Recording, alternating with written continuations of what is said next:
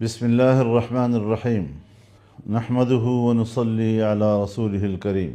برادران وطن، آپ کو آج انتہائی حساس مسئلے کی طرف متوجہ کرنا چاہتا ہوں کہ امریکہ کے نئے صدر ڈونلڈ ٹرمپ نے اسرائیلی وزیر اعظم نیتن یاہو کے ساتھ جو ملاقات کی ہے، اس تازہ ملاقات میں اس نے جو غزہ فلسطین کے بارے میں ہرزہ سرائی کی ہے، اس پر پوری امت مسلمہ سراپا احتجاج ہے۔ میں اپنے جذبات سے پوری پاکستانی قوم اور امت مسلمہ کو آگاہ کرنا چاہتا ہوں کہ فلسطین پر فلسطینیوں کا حق ہے۔ فلسطینیوں کی جدوجہد اپنی آزادی کی جنگ ہے۔ وہ اپنی سرزمین کی آزادی کی جنگ لڑ رہے ہیں۔ اسرائیل ایک صہیونی قبضے کا نام ہے اور فلسطینیوں کے سرزمین پر ان کے قبضے کو آج تک فلسطینیوں نے تسلیم نہیں کیا اور پوری امت مسلمہ فلسطینیوں کے شانہ بشانہ کھڑی ہے۔ میں ٹرمپ کو بتانا چاہتا ہوں کہ تم نے افغانستان پر بھی قبضہ کرنا چاہا۔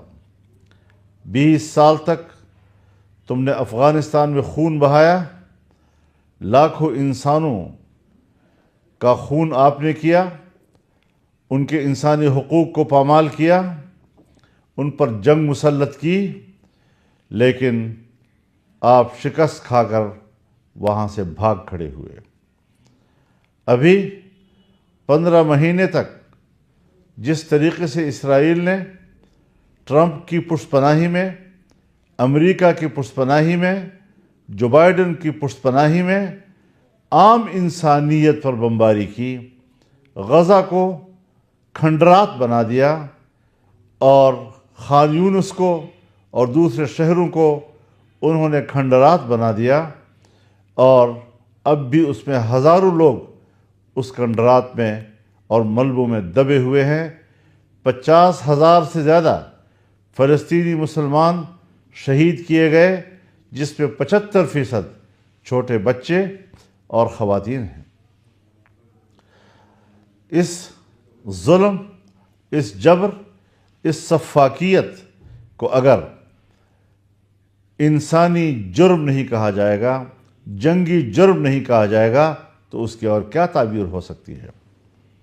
امریکہ نے صدام حسین کو اسی قسم کے جرائم کے نتیجے میں تختہ دار تک پہنچایا۔ معمر قذافی کو انہوں نے اقتدار سے ہٹا کر اسے جام شہادت سے ہمکنار کیا۔ کیا اس وقت جو کچھ اسرائیل اور صہیونی قوتوں نے فلسطین میں کیا ہے، وہ تو ہزارہا گنا اس سے بڑھ کر ہے، لیکن امریکہ کی اس کے باوجود اس نسل کشی پر رحم کی نظریں ہیں۔ آج بھی وہ ان کو سپورٹ کر رہا ہے اور پھر کہتا ہے کہ غزہ پر ہم قبضہ کریں گے، غزہ کو امریکہ کے کنٹرول میں لائیں گے۔ میں انہیں واضح طور پر پیغام دینا چاہتا ہوں، امت مسلمہ کی آواز ان تک پہنچانا چاہتا ہوں کہ کوئی مائی کا لال فلسطین پر جبری قبضہ نہیں کر سکتا، فلسطینیوں پر جبراً مسلط نہیں ہو سکتا۔ میں عرب لیگ کے اس فیصلے کو بھی سراہتا ہوں اور اس کی قدر کرتا ہوں جس میں انہوں نے اجتماعی طور پر اور متفقہ طور پر ٹرمپ کے اس بیان کو مسترد کیا ہے۔ میں سعودی عرب کے موقف کو جرأت مندانہ کہتا ہوں کہ جنہوں نے ٹرمپ کے اس حوالے سے گفتگو کو سرے سے مسترد کر دیا ہے اور مسئلہ فلسطین کے سیاسی حل کی بات کی ہے۔ پاکستان کے عوام اس موقف پر متحد رہیں۔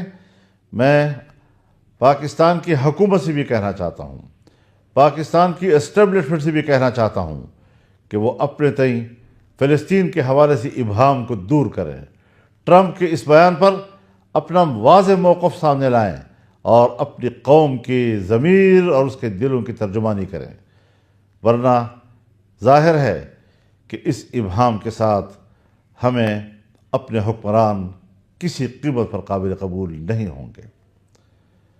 میرے محترم دوستوں اور بھائیوں، یہ ایک حساس معاملہ ہے۔ ایک مسلمان قوم اور جہاں پر بیت المقدس ہے، ہمارا قبلہ اول ہے، اور جو اس وقت صہیونیوں کے قبضے میں ہے، یہ امت مسلمہ کا معاملہ ہے، یہ ان کی ایمانی غیرت کا معاملہ ہے، حمیت کا معاملہ ہے، اور اس حوالے سے ہم فلسطینی بھائیوں کے شانہ بشانہ ہوں گے، اس جہاد میں ان کے ساتھ شریک ہوں گے۔ اور میں اپیل کرتا ہوں پوری قوم سے بھی اور امت مسلمہ سے بھی کہ وہ ایک زبردست مالی معاونت کی تحریک چلائیں تاکہ غزہ اور فلسطین کی دوبارہ تعمیر نو کیا جا سکے، فلسطینیوں کے آنسوؤں کو پونجا جا سکے، ان کو تسلی دی جا سکے، ان کی حوصلہ افزائی کی جا سکے۔ شہید انشاءاللہ جنت میں ہیں، لیکن جو زندہ ہیں ان کے مستقبل، ان کے آنے والی نسلوں کے مستقبل کے لیے پوری امت کو سوچنا پڑے گا، اور اس کے لیے اپنا فرض ان کو ادا کرنا پڑے گا۔ یہ وقت ہے اپنے فرض کی ادائیگی کا۔ میں انہیں اسی طرف بلانا چاہتا ہوں اور پوری قوم سے اپیل کرتا ہوں کہ اس حوالے سے آگے بڑھے۔ میں جمعیت علماء اسلام کی تمام تنظیموں سے یہ کہنا چاہتا ہوں کہ ہر سطح پر وہ مخیر حضرات کو اس طرف متوجہ کریں تاکہ ہم ایک بھرپور طریقے کے ساتھ فلسطین کی اور غزہ کی تعمیر نو میں حصہ دار بن سکیں۔ بہت بہت شکریہ۔ وآخر دعوانا ان الحمدللہ رب العالمین۔